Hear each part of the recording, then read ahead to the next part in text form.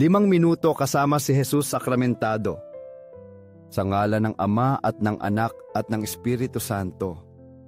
Amen.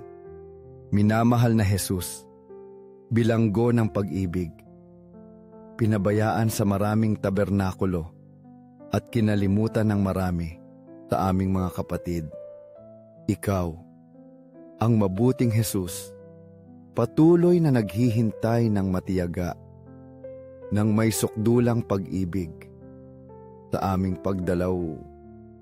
Patuloy mong hinahanap ang aming mga puso, nananabik na lumapit kami sa iyo upang humanap ng kaaliwan at kalapitan.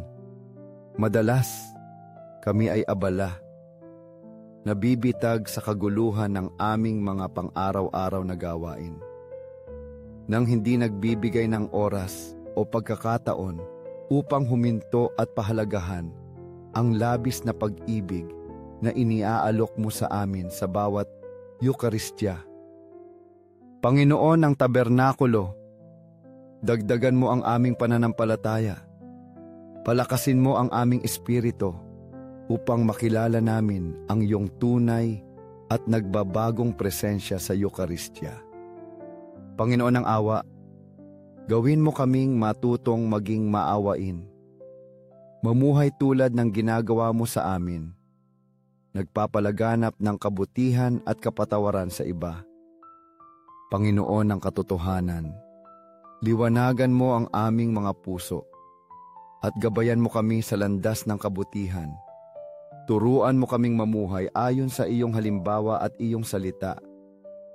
Panginoon ng tabernakulo, lumago pa ang aming pag-ibig sa iyo araw-araw.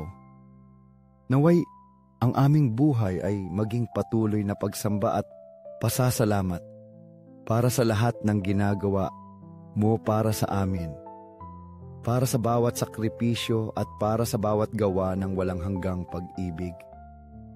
Ngayon nais kong ibahagi ang isang pagmumuni-muni na nagmumula ng malalim sa aking puso, sa pagmamasid ng may labis na kalungkutan, sa ugali ng marami sa aming mga kapatid sa pagdiriwang ng banal na misa. Sa maraming pagkakataon, nasaksihan ko kung paano, pagkatapos tumanggap ng banal na komunyon, marami ang tila walang pakialam. Para bang hindi nila maunawaan o mapahalagahan ang kadakilaan ng pambihirang regalo na natanggap nila sa pagtanggap ng katawan ni Kristo. Nasasaktan akong makita kung paano ang ilan, nang walang pagmumuni-muni, ay nagmamadaling umalis sa templo pagkatapos ng Eukaristya. Mabilis na tumatakbo upang bumalik sa kanilang pang-araw-araw na gawain. Kumikilos sila na parang ang tanging mahalaga ay ang tumupad sa isang ritual na gawain, nang hindi nauunawaan na ang mahalaga ay sambahin ka, Panginoon.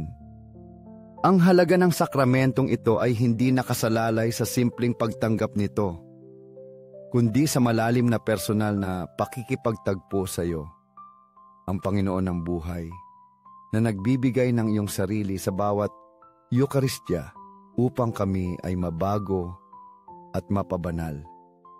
Sa halip na manatili ng ilang minuto sa saloobin ng pagsamba at pag-aalay ng aming sarili bilang pasasalamat para sa napakalaking pag-ibig, marami ang pinipiling umalis kaagad. Nakalimutan nila na ang mismong Jesus, na nagbigay ng kanyang sarili para sa atin sa krus, ay tunay na naroroon sa kabanal-banalang sakramento ng altar. Siya ay matiyagang naghihintay, na nakabukas ang mga bisig sa tabernakulo, naghahangad na kilalanin namin ang kanyang presensya, sambahin siya, at bigyan siya ng oras sa aming buhay upang kami ay mabago. Kay laking kawalan ng kamalayan, kay laking pagkawalan ng pagkakataon, sa halip na mapasapaanan niya, sa katahimikan ng aming kaluluwa, kami ay nagmamadali ng hindi binibigyan ng nararapat na halaga ang pinakadakilang gawa na maaari naming maranasan sa aming pananampalataya. Naway tulungan mo kami ngayon, Panginoon, na magnilay sa aming saloobin sa iyo, na maging mas mulat sa iyong presensya sa bawat Eukaristya. Gawin mo kaming matutong mahalin, kanang mas malalim mamuhay sa bawat misa ng may panibagong debosyon, magpasalamat para sa napakalaking pag-ibig na iniaalok mo sa amin. Naway ang iyong pag-ibig, Panginoon, ang maging gabay ng aming buhay, at naway lagi naming makilala ang iyong tunay, buhay at nagbabagong presensya sa tabernakulo. Sa huli, naway ang aming pagsamba at aming buhay ay laging nakasentro sa iyo, sa iyong pag-ibig, sa iyong sakripisyo, at sa iyong awa. Kailit ng pagmamahal namin sa iyo, Jesus. Kailit ng pagpapahalaga namin sa iyo. Kailit ng pasasalamat namin sa iyo. Napakadali para sa amin na kalimutan ang iyong sukdulang pag-ibig, ang iyong walang hanggang sakripisyo at ang iyong patuloy na presensya sa aming kalagitnaan. Ang kawalang interes na madalas naming ipinakikita ay refleksyon ng aming kakulangan sa pananampalataya, ng aming espiritual na pagkabulag, na humahadlang sa amin na tunay na maunawaan ang dakilang misteryo ng pagtanggap sa iyo sa Eukaristya. Kay dali kalimutan ang iyong sakripisyo, Jesus! Patawarin mo ang aming kakulangan sa pananampalataya. Patawarin mo ang aming kawalang interes. Patawarin mo ang aming kawalan ng utang na loob. Tulungan mo kami, Panginoon, na buksan ang aming mga puso sa iyong pag-ibig, na maging tunay na saksi ng iyong presensya sa aming buhay at mamuhay, ayon sa mga prinsipyo na itinuro mo sa amin. Gawin mo kaming magawang sumunod sa iyo ng buong pagkatao namin, ng may tapat na pananampalataya, ng may malalim na pag-ibig, at ng may pasasalamat na magpapabago sa bawat isa sa aming mga gawa. Upang maging tunay na disipulo ni Kristo, dapat namin siyang makilala sa kaibuturan. Dapat naming malaman kung sino siya, kung ano ang kanyang itinuro, kung paano siya namuhay, kung ano ang hinihiling niya na gawin namin. At upang tunay na makilala siya, dapat naming isawsaw ang aming sarili sa banal na kasulatan, ang walang kapantay na kayamanang iniwan sa amin ng Diyos bilang gabay. Ang Biblia, ang buhay na salita ng Diyos na nakalagay sa aming mga tahanan, madalas na nakakalimutan, nababalutan ng alikabok, naghihintay na mabuksan, naghihintay na magsalita sa kaibuturan ng aming puso. Kay daming beses na mas pinipili naming isawsaw ang aming sarili sa kababawan ng social media. Walang katapusang oras sa panonood ng mga video, paghahabol sa mga panandaliang libangan, habang ang salita ng Diyos, ang nagbibigay buhay, ay tahimik na naghihintay sa amin. Nakalimutan namin na ang kasulatan ay hindi lamang isang libro, kundi ang paraan kung saan ang Diyos mismo ay nakikipag-usap sa amin, nagliliwanag sa amin at nagbabago sa amin. Kung hindi kami naglalaan ng oras upang basahin at pagnilayan ito, sinasayang namin ang pinakadakilang pagkakataon na ibinigay sa amin. Ito ay ang pakikinig sa tinig ng Diyos, ang naghahangad na gabayan kami, aliwin ang aming sakit at palakasin ang aming pananampalataya. Ang pagiging Katoliko ay hindi lamang pagtupad sa isang listahan ng mga obligasyon o pagdalo sa misa tuwing linggo. Ang pagiging Katoliko ay ang pamumuhay ng isang malalim na pananampalataya na humuhubog sa aming pang-araw-araw na buhay. Ito ay isang pananampalataya na makikita sa aming mga desisyon, sa aming paraan ng pakikipag-ugnayan sa iba, at sa aming pagtugon sa panawagan ni Kristo. Ang pagiging Katoliko ay ang paniniwala sa lahat ng itinuturo ng banal na simbahan. Pagtanggap ng may kababaang loob at pagtitiwala na siya ay ina at guro. Ang gabay na umaakay sa amin sa landas patungo kay Kristo. Bilang mga Katoliko, hindi namin maaaring limitahan ang aming sarili sa isang mababaw na pananampalataya. Dapat naming malaman ang aming pananampalataya ng malalim. Dapat naming itong mahalin ng buong puso at ipamuhay ito ng may sigasig na makikita sa bawat sandali ng aming buhay.